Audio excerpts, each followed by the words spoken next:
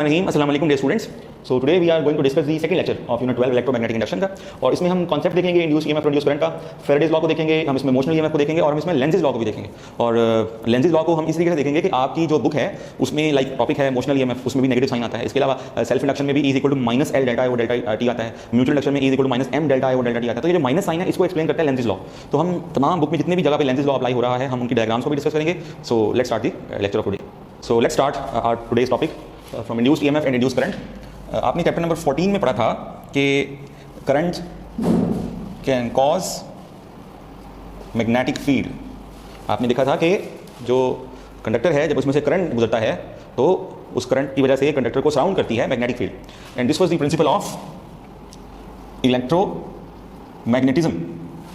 Chapter number 15 में दो scientist जिनके नाम हैं Michael Faraday and Joseph Henry.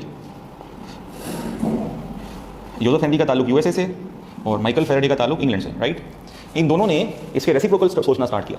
इनके if current can cause magnetic field तो can magnetic field cause current. तो इस प्रोजेक्ट पे, इस कॉन्सेप्ट पे दोनों ने काम करना शुरू किया और दोनों इस रिजल्ट पर पहुंचे कि yes magnetic field can cause current. और इस उसूल को फिर आपने बोला electromagnetic induction, EMI, right. What were those experiment वो हम बाद में देखेंगे, लेकिन फिलहाल इन दोनों की ये अचीवमेंट थी कि इन्होंने प्रूव किया थ्रू देयर एक्सपेरिमेंट कि magnetic field can cause current. So electromagnetic induction में दोनों साइंटिस्ट का इक्वल रोल है। लेकिन अगर आप देखें तो इलेक्ट्रोमैग्नेटिक इंडक्शन का जो लॉ है उसको हम बोलते हैं Faraday's law of electromagnetic induction.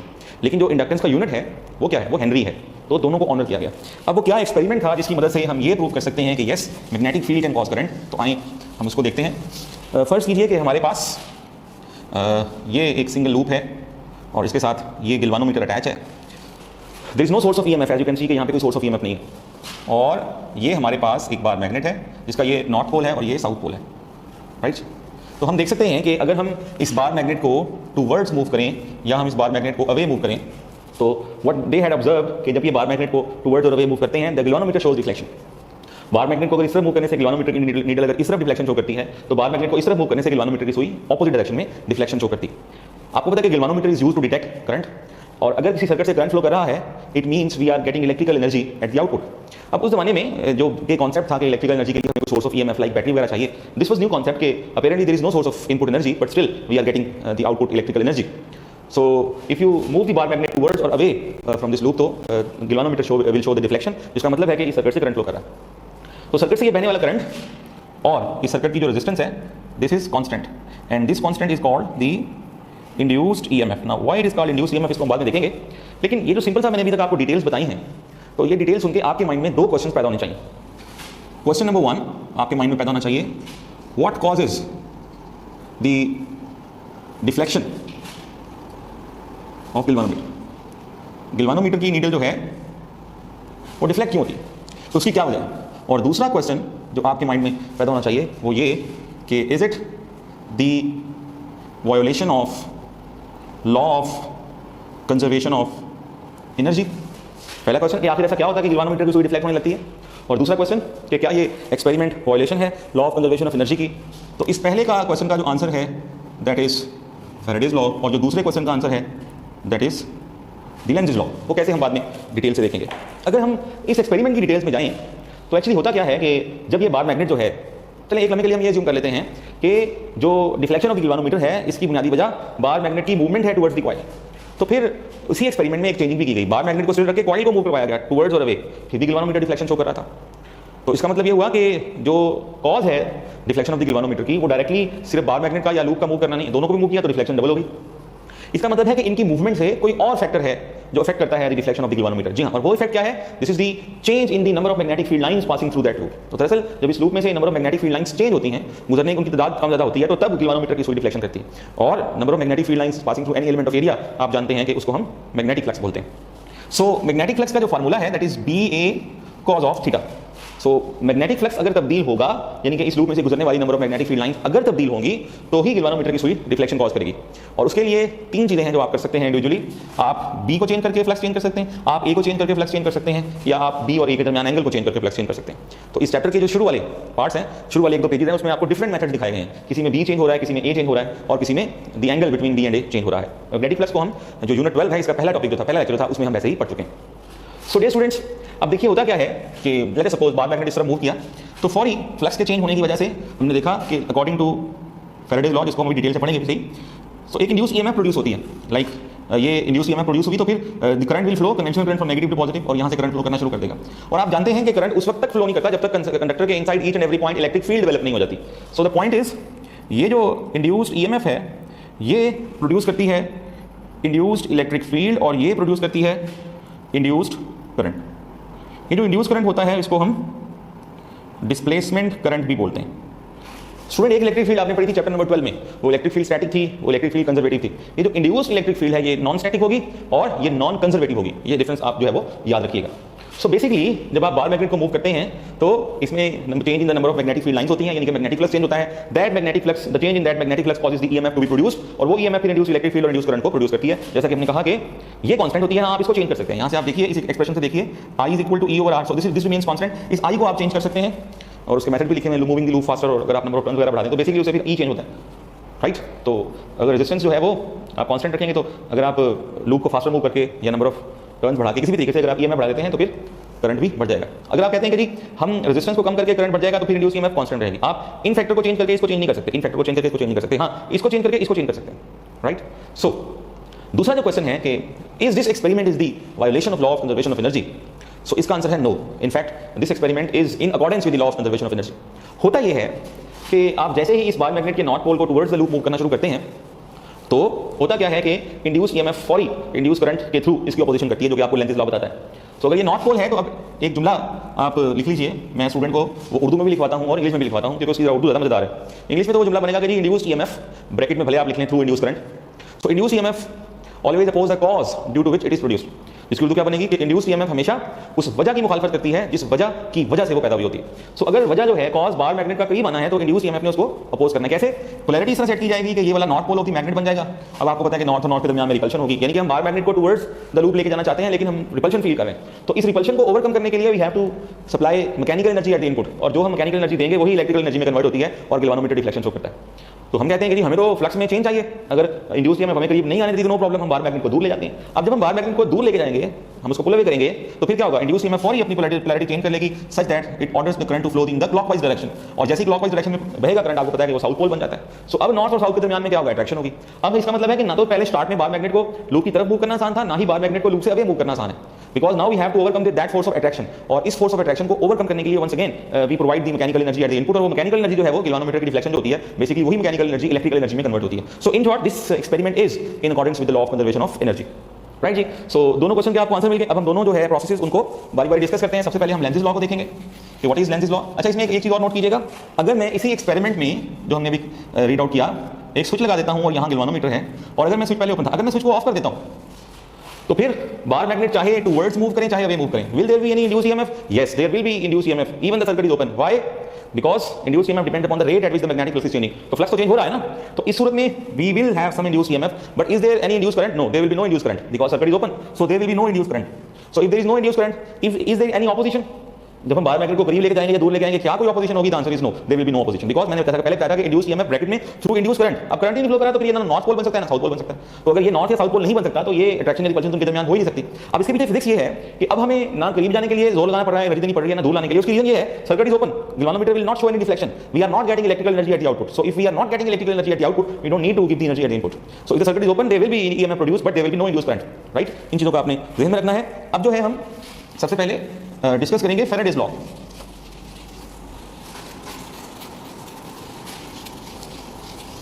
So let's start Faraday's law. If you talk about Faraday's law, so what is its statement? ये आपको क्या स्टेट करता है जी? Faraday's law is basically states that the average induced EMF produced is equal to the negative times the rate of change of magnetic flux through the coil, right? अगर उसमें turns होंगे तो फिर उसमें हम n भी लगा देंगे, ऐड कर देंगे। अब ये इंड्यूस EMF है, और जैसा कि आप इस एक्सप्रेशन से देख सकते हैं, इंड्यूस EMF प्रोड्यूस तो तभी हो जाएगी जब मैग्नेटिक फ्लक्स चेंज होगा। लेकिन कितनी प्रोड्यूस होगी, कितनी इंड्यूस ईएमएफ प्रोड्यूस होगी, that depends upon the rate at which the magnetic flux is changing, right. तो अगर हम जो है वो यहाँ से ई की जगह पे आई आर लिख दें तो फिर एक्सप्रेशन ये आ जाएगा, यहाँ से आई किसके बराबर आ जाएगा, N over R into delta phi over delta T. So taking these constant once again we get the induce current. Induce current is also directly proportional to rate of change of magnetic flux. Magnitude की बात करें तो फिर इस negative sign को आप खत्म कर सकते हैं। अब इस एक्सप्रेशन से देखिए कि मैं इस आई को लिख सकता हूँ D Q delta Q over delta T. तो फिर क्या मेरे पास आ जाएगा, ये डेल्टा टी से कैंसिल आउट हो जाएगा, ये आ जाएगा induce charge and that is equal to N over R into delta phi. So taking this constant it means that the induce charge is directly proportional to change in magnetic flux. अगर आप जो भी हमने experiment पढ़ा था उसमें बार magnet को slowly move करने की बजाय अगर हम उसको फास्टली मूव करवाएंगे तो rate of change of magnetic flux बढ़ जाएगा। तो जब rate of change of magnetic flux बढ़ेगा तो इंड्यूस ईएमएफ भी बढ़ जाएगी, इंड्यूस करंट भी बढ़ जाएगा, लेकिन इंड्यूस चार्ज वही रहेगा, बिकॉज वो तो टाइम पे डिपेंड नहीं करता, वो तो रेट पे डिपेंड नहीं करता। इसके अलावा ये जो एक्सप्रेशन है, ये एक्सप्रेशन हो गया, ये एक्सप्रेशन हो गया और ये एक्सप्रेशन हो गया, इससे न्यूमेरिकली पूछे जा सकते हैं। अगर आपको इंड्यूस ईएमएफ पूछी गई हो या इंड्यूस करंट पूछा गया हो या इंड्यूस चार्ज पूछा गया हो तो आप फिर ये वाले एक्सप्रेशन को यूज करते हुए उनकी वैल्यूज को जो है वो निकाल सकते हैं। बाकी रहेगी ये जो चेंज इन मैग्नेटिक फ्लक्स है इसकी बात। सो जो चेंज इन मैग्नेटिक फ्लक्स है फाई आपको पता है कि बी ए कॉस थीटा है। तो अगर आपको कोई रिंग दी गई है तो फिर उसका एरिया होगा पाई आर स्क्वायर, राइट। तो अगर एरिया में चेंज आ गई है तो फिर आप क्या लिखेंगे, पाई कॉमन ले लेंगे, final radius minus initial radius, ये चेंज इन एरिया है। तो फिर ये फार्मूला कैसे लिखा जाएगा, B delta A into cos of theta, फिर डेल्टा ए पुट कर देंगे। इसके अलावा अगर एंगल में चेंज दिया गया है तो फिर यही फार्मूला कैसे आएगा, delta phi is equal to B A cos theta F minus theta I, यानी कि इसको इस तरह लिख लेंगे, बी ए कॉमन आ जाएगा into cos theta F minus cos theta I, right. तो डिपेंड करता है कि क्या चीज़ चेंज करके हम मैग्नेटिक फ्लक्स को चेंज कर रहे हैं, तो फिर वही फार्मूला हम इस पर रखते हैं। तो हम कुछ थोड़ा सा फेरेडेज लॉ की जो है वो प्रैक्टिस देखते हैं जी, कुछ एमसीक्यूज करते हैं जिनसे हमें पता लगेगा कि फेरेडेज लॉ से रिलेटेड किस किस्म के जो एमसीक्यूज हैं वो पूछे जा सकते हैं। So if we start our practice of MCQs, तो पहला क्वेश्चन देखिए, a magnet is brought towards a coil speedily and slowly. यही जो डायग्राम थी जो अभी हमने एक्सपेरिमेंट पढ़ा था उसमें ये गैल्वेनोमीटर लगा हुआ है और ये आपके पास जो है वो मैग्नेट आ रहा है। पहले केस में आप इसको टुवर्ड्स द कॉइल जो है वो स्पीडीली लेके आए हैं, बाद में स्लोली लेके आए हैं। तो क्या होगा जी इससे, then the induce EMF induce charge will be respectively. तो देखिए इंड्यूस ईएमएफ तो डिपेंड करती है rate of change of magnetic flux पे, तो इंड्यूस ईएमएफ ज़्यादा होगी फर्स्ट केस में और कम होगी सेकंड केस में, लेकिन induce charge rate of change of magnetic flux पे डिपेंड नहीं करता, अभी हमने देखा था, वो सिर्फ चेंज पे डिपेंड करता है, right. So induce EMF will be more in the first case, induce charge will be equal in both cases. तो इसका जो करेक्ट ऑप्शन आएगा वो आपके पास ऑप्शन डी आ जाएगा। नेक्स्ट क्वेश्चन देखिए, मैग्नेटिक फील्ड है हमारे पास ही, magnetic field is given 2 × 10⁻⁷ tesla act at right angles to the coil of the area. Coil का एरिया दिया हुआ है 100 सेंटीमीटर, यानी कि ये आ जाएगा right, act at right angle to the coil का मतलब है कि वो एरिया ऑफ द कॉइल के परपेंडिकुलर है, यानी कि मैग्नेटिक फील्ड और एरिया वेक्टर के दरमियान एंगल 0 डिग्री का होगा, राइट। तो theta is equal to 0 degree है और नंबर ऑफ टर्न्स कितने हैं जी, 50 हैं। The average EMF induced in the coil, जो एवरेज ईएमएफ इंड्यूस्ड हुई है that is 0.1 volt when it is removed from the field, यानी कि ये इनिशियल फील्ड थी और फाइनल फील्ड क्या होगी जी, वो फाइनल फील्ड 0 होगी, right. Time t, the value of t। So देखिए E is equal to basically n delta phi over delta t। So delta t is n delta phi over E। अब delta phi हमने मालूम करना है, delta phi here in this case is delta b into a into cos of 0 degree. Delta b final minus initial वो आ जाएगी 2 × 10⁻⁷ minus की, और एरिया कितना है आपके पास, एरिया इज, मैं इसको सिंपली 10⁻² लिख लूँगा और cos 0 इज 1। तो अगर आप ये वाली वैल्यू इधर पुट करें, n आपके पास कितना आ गया जी 50, डेल्टा फाई इज, ये देखें ये आ जाएगा 2 × 10⁻⁻2, ये कितना आ जाएगा, बल्कि ये 2 × 10⁻⁻2 है जी, न्यूमेरिकल में सॉरी जी, ये 2 है, तो ये आ जाएगा 2 × 10⁻⁻4 ओवर E कितना आया जी, E 0.1, यानी कि 10⁻⁻1 लिख लेंगे। तो डेल्टा टी कितना आ जाएगा जी, 100 हो जाएगा, 100 × 10⁻⁴ + 1, सो इट विल बी 10⁻² -4 + 1, तो ये आ जाएगा 10⁻⁻1 विच मीन्स 0.1 सेकेंड। सो इसका जो करेक्ट ऑप्शन आएगा that is option alpha, that is 0.1 second. Next question देखिए, the magnetic flux link with the circuit of a resistance दी हुई है जी 100 ohm, increased from, initial flux है जी 10 और फाइनल फ्लक्स कितना है जी, final flux is 60 weber, right. और the amount of induce charge, so induce charge is n over r into del phi, number of turns 1 consider करें, तो 1 over r is 100, what is del phi, 60 - 10 50, तो ये क्या आ जाएगा 1/2, so the answer will be 0.5 in coulombs, so alpha will be the right option. इसी तरीके से we have the next question, the question is in a coil of area, एक coil का एरिया दिया हुआ है जी 10 सेंटीमीटर स्क्वायर, यानी कि 10⁻⁻, ये कितना आ गया जी -3 metre square, and number of turns 10 है जी इसके, we have 10 number of turns with the magnetic field directed perpendicular to the plane. तो परपेंडिकुलर टू द प्लेन का मतलब है कि मैग्नेटिक फील्ड और एरिया वेक्टर के दरमियान कितने का एंगल है, वो 0 डिग्री का है। So theta is 0, changing at the rate of, यानी कि delta b over delta t दिया हुआ है आपको 10⁻⁸।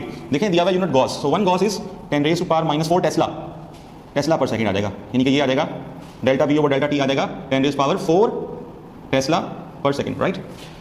The resistance of the coil is 20 ohm, resistance 20 ohm है और आपने जो है वो करंट फाइंड करना है, तो I is equal to n over r into delta phi. So I पहले डेल्टा फाई मालूम कर लें जी, delta phi is equal to B A, इस केस में b चेंज हो रहा है, तो ये आपको delta phi over delta t बल्कि मालूम कर लें यहाँ पे, तो delta b over delta t कितना दिया हुआ है जी 10⁴ दिया हुआ है, एरिया इज व्हाट 10 × 10⁻⁴, और कॉस क्या है 0 डिग्री है, तो ये सिंपली आ जाएगा del phi over del t क्या आ जाएगा 10. So n is 10, resistance is what is the resistance, resistance is 20 और ये 10, तो ये आ जाएगा 100/20. So the current will be equal to 5 ampere. So alpha will be the right option. So आप देख रहे हैं कि एक ही फार्मूला है जिसमें हम मुख्तलिफ चेंजिंग्स कर रहे हैं और हमारे पास डिफरेंट न्यूमेरिकल्स बन रहे हैं. Next question is a coil has 2000 turns. एक कॉइल के 2000 टर्न्स हैं और उसका एरिया है 70 × 10⁻⁻⁴ मीटर स्क्वायर. मैं सेंटीमीटर को मीटर में कन्वर्ट कर रहा हूँ.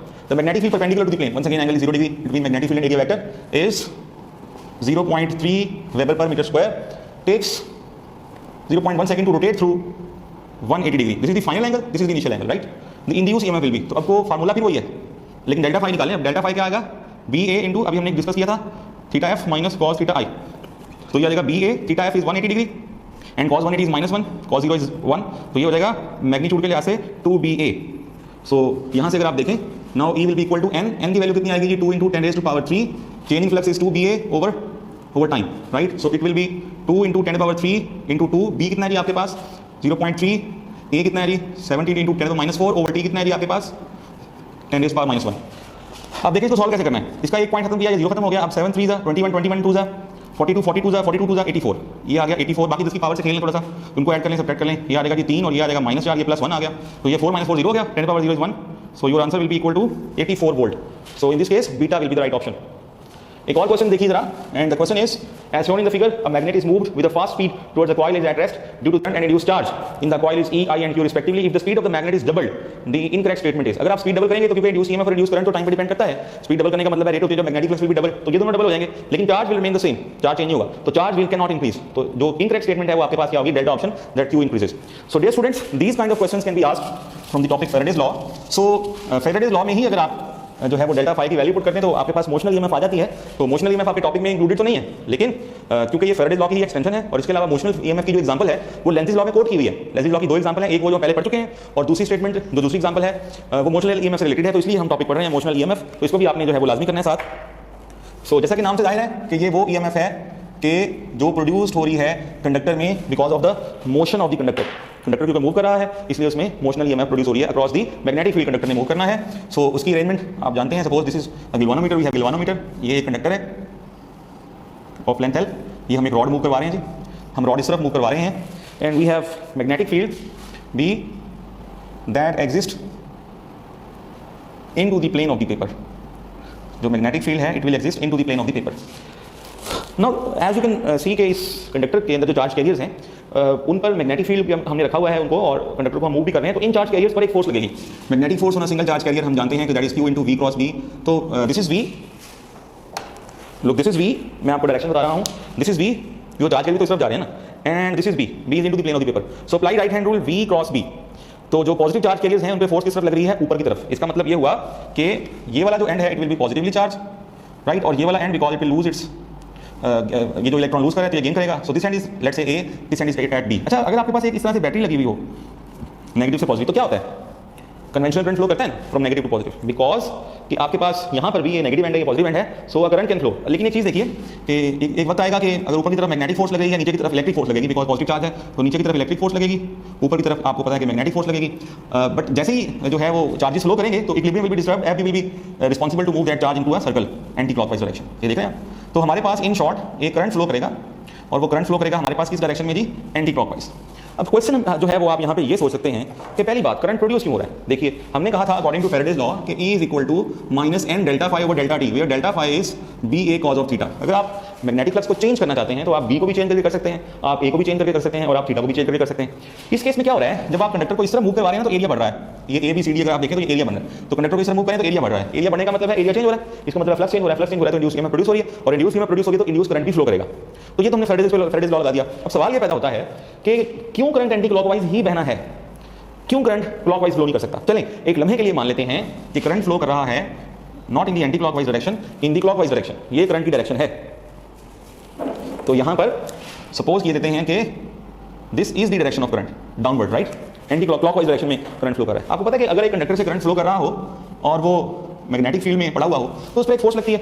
अब जरा देखिए लेंथ ऑफ द कंडक्टर वही लेते हैं हम जिस डायरेक्शन में करंट फ्लो कर रहा है। तो this is length of the conductor and this is the magnetic field into the plane of the paper. This is L, this is B. Apply right hand rule, L cross B करें, अंगूठा किस तरफ जा रहा है, इस तरफ जा रहा है। इसका मतलब है अगर करंट क्लॉकवाइज फ्लो करता तो जो फोर्स लगती वो फोर्स लगती उसी तरफ जिस तरफ आप कंडक्टर को मूव करके लेके जा रहे हैं। ये तो बड़ा आसान काम हो जाता है। यानी कि शुरू में आप थोड़ा सा कंडक्टर को ऐसे मूव करते, उसके बाद सिस्टम के अंदर से ये फोर्स सिस्टम के अंदर से लग रही, तो ये सिस्टम के अंदर से फोर्स लगती है, वो कंडक्टर को इस तरफ मूव करवाती रहती। आप हाथ मान के खड़े रहते, एरिया बढ़ता जाता, प्लस चेंज होता जाता, इंड्यूस ईएमएफ प्रोड्यूस होती जाती और आपको इंड्यूस करंट मिलता रहता। यानी कि you need not to give the energy at the input, but it will be the violation of law of conservation of energy. ऐसा नहीं हो सकता। अब जरा देखिए होता क्या है। तो अगर मैं इसकी सही डायरेक्शन को यहाँ पर पुट कर दूँ, क्योंकि मुझे पता है कि जो करंट है वो किस तरफ फ्लो करता है, वो एंटी क्लॉकवाइज फ्लो करता है। अब यही जरा लगाएं राइट हैंड रूल से, this is the direction of current, this is the direction of current, वही लेंथ की डायरेक्शन है। This is the direction of magnetic field into the paper. L cross B करें, अंगूठा किस तरफ जा रहा है, इस तरफ। यानी कि जब आप कंडक्टर पर इस तरफ कंडक्टर को इस तरफ मूव करवा रहे हैं तो एक अपोजिंग फोर्स लग रही है सिस्टम के अंदर से, जो कंडक्टर को आपकी लगाई गई फोर्स के ऑपोजिट फोर्स लगा रही है। जाहिर बात है आप कंडक्टर को इस तरफ मूव करवाना चाह रहे हैं तो आपको इस फोर्स का ओवरकम करना पड़ेगा। इसका मतलब है कि आपको अगर यूनिफॉर्म वेलोसिटी से मूव करवाना चाह रहे हैं आप कंडक्टर को इस तरफ, तो इतनी फोर्स आपको इस डायरेक्शन में लगानी पड़ेगी। सो this is in according with law of conservation of energy, because के अगर आप जो है वो आउटपुट पे इलेक्ट्रिकल एनर्जी ले रहे हैं तो आपको इनपुट पे मैकेनिकल एनर्जी देनी पड़ेगी, तो इस फोर्स को ओवरकम करने के लिए आपको इस तरह फोर्स लगानी पड़ेगी। अच्छा जी एक चीज़ देखिए कि सपोज मैं क्वेश्चन ये होता है कि जी अगर मैं इस लूप की ओहमिक रेजिस्टेंस को इंक्रीज कर दूं, वेल अगर मैं इसकी रेजिस्टेंस को इंक्रीज कर दूंगा तो इस लूप से बहने वाला करंट कम होगा। अगर करंट कम होगा तो जो अपोजिंग फोर्स है वो कम हो जाएगी, और अगर अपोजिंग फोर्स कम होगी तो it will be easier to pull that conductor. So if ohmic resistance of that conductor is increased then it will be easier to pull that conductor. So this was Lenz's law second example. So E is equal to, हमें पता है motional EMF is VBL, यहाँ से E is equal to IR ले लें तो ये आपके पास I किसके बराबर हो गया, VBL over R। तो ये करंट है, फोर्स अगर लिखेंगे तो फोर्स इज ILV, तो I की अगर आप ये वाली वैल्यू पुट कर दें VBL over R into B, तो जो फोर्स लगेगी वो क्या लगेगी जी, V B² L over R लगेगी। और पावर अगर आप देखना चाहें इस केस में P is equal to FV, तो F is V B² L over R into V। F आपके पास V B² L over R आ गया और इंटू V आ गया, तो यहाँ आ गया V² L over R। So in short this is the current. आप देख सकते हैं कि अगर आप ओमिक रेजिस्टेंस बढ़ा देंगे तो करंट कम हो जाएगा, करंट कम हो जाएगा तो अपोजिंग फोर्स कम हो जाएगी, so it will be easier to pull that conductor. और अगर करंट की ये वाली वैल्यू यहाँ रखें और ये लेंथ आपने पुट नहीं की इधर, तो इसका मतलब है ये LB आ जाएगा, तो यहाँ आ जाएगा V B² L², this will be the force B² L², तो फिर ये क्या बन जाएगी power V² L² over R, ये पावर बन जाएगी। सो ये कुछ फार्मूलाज हैं जो वैसे ही आपके फिंगर टिप्स में होने चाहिए, ये भी कुछ न्यूमेरिकल पूछे जा सकते हैं। सो हमने दो एग्जांपल्स में लेंज़ लॉ लगा दिया, मोशनल EMF में भी हमने लेंज़ लॉ को देख लिया है, और इसके अलावा जो पहली मैंने आपको एग्जांपल दी थी उसमें मैंने आपको बताया था कि कैसे clockwise anti clockwise current flow करता है। तो बेसिकली हम लेंज़ लॉ की ही कुछ एग्जांपल्स जो है वो करते हैं। मैं फॉर एग्जांपल आपको कहता हूँ कि जी ये हमारे पास एक रिंग है और ये हमारे पास एक बार मैग्नेट है, ये इसका नॉर्थ पोल है जी, ये इसका साउथ पोल है, तो ये इसकी मैग्नेटिक फील्ड है। अब ये फॉल कर रहा है इस रिंग पर ना, जाहिर बात है जैसे नीचे आएगा तो इसमें से गुजरने वाली number of magnetic field line बढ़ती जाएंगी, ये ऐसे ये सूरत हाल है। अब डायरेक्शन ऑफ करंट पूछी जाएगी, डायरेक्शन ऑफ करंट टॉप से पूछी जा सकती है, बॉटम से पूछी जा सकती है। अब देखिए अगर ये नॉर्थ पोल है तो जब ये नीचे की तरफ आएगा इस रिंग से गुजरने वाली number of magnetic field line बढ़ेगी, यानी कि फ्लक्स चेंज होगा, यानी कि इंड्यूस ईएमएफ प्रोड्यूस होगी। और हम जानते हैं कि induce EMF always oppose the cause due to which it is produce. तो अगर कॉज इंड्यूस ईएमएफ का रिंग की तरफ आना है तो कैसे पोल किया जाता है, इसको रिपेल करके। और रिपल्शन कैसे सकती है कि अगर ये वाला पोल नॉर्थ हो तो ये वाला पोल भी नॉर्थ हो, और नॉर्थ पोल की निशानी क्या है, करंट एंटी क्लॉकवाइज फ्लो करता है, राइट। सो आप देखिए कि अगर ये नॉर्थ पोल नीचे की तरफ आ रहा है तो अगर हम टॉप से करंट को देखेंगे तो वो एंटी क्लॉकवाइज होगा, यानी कि ये नॉर्थ पोल होगा, और बॉटम से देखेंगे तो वो साउथ पोल होगा, यानी ये करंट क्लॉकवाइज होगा। तो डिपेंड करता है कि आपसे पूछा क्या गया है, कि टॉप से पूछा गया है करंट की डायरेक्शन या बॉटम से पूछी गई है। तो ये इस तरह से लेंज़ लॉ अप्लाई करते हैं। एक और जगह लेंज़ लॉ अप्लाई करते हैं, आपकी बुक में जो है वो एग्जांपल है, राइट। मैग्नेटिक फील्ड है, ये रिंग यहाँ आई, फिर रिंग यहाँ आई, फिर रिंग लीव कर रही है, और फिर ये कुछ करंट की इसमें डायरेक्शन दी हुई है। देखते हैं कि वो करंट की डायरेक्शन हम कैसे लेते हैं। यहाँ पर तो कोई मैग्नेटिक फील्ड नहीं है, तो यहाँ तो इंड्यूस ईएमएफ 0 है, तो यहाँ पे इंड्यूस करंट भी 0 है। अब ये जब रिंग एंटर होगी इनटू द मैग्नेटिक फील्ड, ये एंटर हो रही है, देखिए मैग्नेटिक फील्ड है into the plane of the paper, वो नहीं यानी कि ये नॉर्थ है, ये साउथ पोल है, यानी बेसिकली ये व्हाइट बोर्ड साउथ पोल है, पीछे नॉर्थ है, राइट। अब अगर ये साउथ पोल है तो जब ये रिंग नीचे आएगी तो फिर इसको भी साउथ, दिस इज साउथ, इसको भी साउथ होना चाहिए, और अगर ये साउथ है तो फिर इसको क्या होना चाहिए, नॉर्थ, राइट। साउथ साउथ के दरमियान रिपल्शन होगी तो ये नीचे आने से रुकेगी ना। तो साउथ ये पोल है तो ये साउथ हो गया, अगर ये साउथ हो गया तो ये वाला नॉर्थ हो गया। इसका मतलब है कि एंटर होते वक्त इसमें करंट किस डायरेक्शन में फ्लो करना चाहिए, आप सामने से देख रहे हैं ना, तो वो एंटी क्लॉकवाइज होना चाहिए। और लीव करते वक्त फिर करंट की डायरेक्शन भी रिवर्स, तो वो क्या हो जाएगी, क्लॉकवाइज हो जाएगी। यहाँ पे भी लेंज़ लॉ लगाना सिखा दिया, यहाँ पे भी लगाना सिखा दिया। इसके अलावा म्यूचुअल इंडक्शन और सेल्फ इंडक्शन आपके टॉपिक में तो नहीं है, लेकिन म्यूचुअल इंडक्शन और सेल्फ इंडक्शन से रिलेटेड डायग्राम्स के question in accordance to the Lenz law पूछे जा सकते हैं। फॉर एग्जांपल ये हमारे पास जो है वो एक करंट कैरिंग कॉइल है, प्राइमरी कॉइल, ये स्विच है और ये बैटरी लगी हुई है, राइट। और ये हमारे पास सेकेंडरी कॉइल है, इसके साथ सिर्फ गैल्वानोमीटर लगा हुआ है। सो जब स्विच क्लोज करेंगे ना तो इंडक्टर में करंट जो है ना वो एक्सपोनेंशियली डेवलप होता है, ये याद रखिएगा। जिस तरह से कैपेसिटर में चार्ज एक्सपोनेंशियली डेवलप होता है ना, तो इंडक्टर में करंट एक्सपोनेंशियली डेवलप होता है। तो जब करंट कंडक्टर में करंट एक्सपोनेंशियली डेवलप होगा, इसका मतलब है कि जैसे बैटरी ऑन होगी तो शुरू में करंट बढ़ेगा, और करंट की ये डायरेक्शन क्या होगी जी, ये डायरेक्शन क्या होगी, क्लॉकवाइज। जब इसमें करंट बढ़ रहा होगा तो इस वाले लूप में, अब ये वाली डायरेक्शन क्या है जी, जब करंट बढ़ रहा है तो वो है डायरेक्शन क्लॉकवाइज। तो जब करंट बढ़ रहा होगा इसमें प्राइमरी में, तो इसमें करंट कौन सी होगी, इसकी ऑपोजिट डायरेक्शन होगी, इसमें एंटी क्लॉकवाइज होगी। और जब इस लूप में करंट कम हो रहा होगा तो इंड्यूस ईएमएफ कम होते हुए करंट को कैसे अपोज कर सकती है, उसी की डायरेक्शन में करंट भागे। तो जब इस प्राइमरी लूप में करंट कम हो रहा होगा जब प्राइमरी लूप में करंट कम हो रहा होगा तो सेकेंडरी लूप में करंट की डायरेक्शन वही होगी जो इस तरफ है, यानी कि वो क्लॉकवाइज होगी। तो अगर आपसे कहा जाएगा कि when the switch is just close what is the direction of the current in this secondary loop, तो आप देखेंगे जो डायरेक्शन यहाँ दिखाई गई है उसकी ऑपोजिट डायरेक्शन यहाँ होगी। और अगर कहा जाएगा कि जस्ट ओपन, तो फिर जो डायरेक्शन यहाँ दिखाई गई वही डायरेक्शन करंट की इधर होगी। तो ये म्यूचुअल इंडक्शन में लेंज़ लॉ आपको लगाना बता दिया। अब इसके अलावा सेल्फ इंडक्शन में लेंज़ लॉ कैसे इस्तेमाल, उसमें भी जरा देखिए। फॉर एग्जाम्पल ये स्विच है और ये बैटरी है। अब देखिए जैसा कि मैंने कहा कि करंट एक्सपोनेंशियली डेवलप होता है, इसका मतलब है इसमें इसकी मैग्नेटिक फील्ड क्या है, B is equal to mu naught N I. Flux का फार्मूला होता है BA cos थीटा और इंड्यूस ईएमएफ क्या होती है N delta phi over delta T.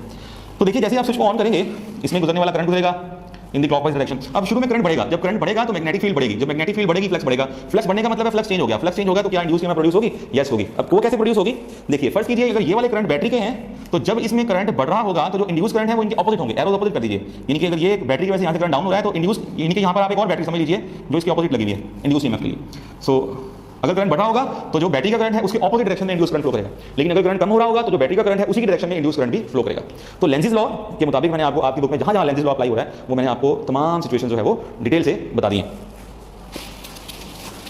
अब एक लास्ट में एक स्पेशल केस करते हैं लेंज़ लॉ का, कि फर्स्ट कीजिए हमारे पास we have this bar magnet, right. दो हमारे पास डिफरेंट केसेस हैं, इसमें भी जो है मैग्नेटिक फील्ड लाइंस गुजरेंगी रिंग में से। Here we have a complete ring and here we have the incomplete ring. यहाँ हमारे पास रिंग कंप्लीट है, यहाँ हमारे पास जो रिंग है वो क्या है, इनकम्प्लीट है। अब देखिए जब ये नीचे की तरफ आएगा बार मैग्नेट तो हमें पता है कि if this is the north pole, this is also the north pole, north और नॉर्थ के दरमियान में रिपल्शन होगी, राइट। तो यहाँ पे what about induced EMF in both the cases, what about induced EMF in both the cases, what about induced current in both the cases and what about the acceleration in both the cases, right. तो इस case में induce EMF produce होगी, जी हाँ बिल्कुल produce होगी, because जब ये नीचे की तरफ आ रहा होगा बार मैग्नेट तो इसका मतलब है कि इस रिंग से गुजरने वाली number of magnetic field lines change हो रही है, इसका मतलब है कि फ्लक्स चेंज हो रहा है। So induce EMF will be produce. क्या इंड्यूस करंट प्रोड्यूस होगा, जी हाँ बिल्कुल होगा, इंड्यूस करंट प्रोड्यूस होगा ना, तो ही ये नॉर्थ पोल बनेगा और नॉर्थ के दरमियान में रिपल्शन होगी। इसका मतलब है इसके एक्सेलरेशन फ्री फॉल नहीं होगा, क्योंकि एक फोर्स नीचे लग रही है वेट की फोर्स, एक फोर्स ऊपर लग रही है, तो नेट फोर्स वेट से कम होगी, लिहाजा नेट एक्सेलरेशन जो होगा इस केस में वो g से कम होगा। लेकिन इस केस में जब रिंग ओपन है क्या इंड्यूस ईएमएफ प्रोड्यूस होगी, जी हाँ इंड्यूस ईएमएफ बिल्कुल प्रोड्यूस होगी। क्यों प्रोड्यूस होगी, क्योंकि बेशक रिंग इनकम्प्लीट है, हमने लेक्चर के स्टार्ट में भी देखा था, बेशक रिंग इनकम्प्लीट है लेकिन इसमें गुजरने वाली number of magnetic field lines तो दी हो रही है ना, तो इस केस में इंड्यूस ईएमएफ विल प्रोड्यूस। क्या इंड्यूस करंट प्रोड्यूस होगा, नहीं। क्यों प्रोड्यूस नहीं होगा, क्योंकि it is an open circuit, और अगर ये ओपन सर्किट है तो इससे फिर इंड्यूस करंट प्रोड्यूस नहीं हो सकता। तो लेंज़ लॉ इस पे लग सकता है, लेंज़ लॉ लग सकता है अगर इसको हम क्लोज कंसीडर करें तो। आपको पता है कि Lenz law is related to the close circuit, क्योंकि ये रिलेट करता है इंड्यूस करंट से डायरेक्टली। अच्छा एक्सेलरेशन कितना होगा, क्योंकि कोई रिपल्शन नहीं है, अगर कोई रिपल्शन नहीं है तो इसका मतलब है कि ऊपर की तरफ कोई फोर्स नहीं लगेगी, तो इसका जो नेट फोर्स लगेगी वो सिर्फ वेट की फोर्स होगी, इसका मतलब इसका नेट एक्सेलरेशन जो है वो क्या होगा, g के बराबर ही होगा। So this is very important case as far as Lenz law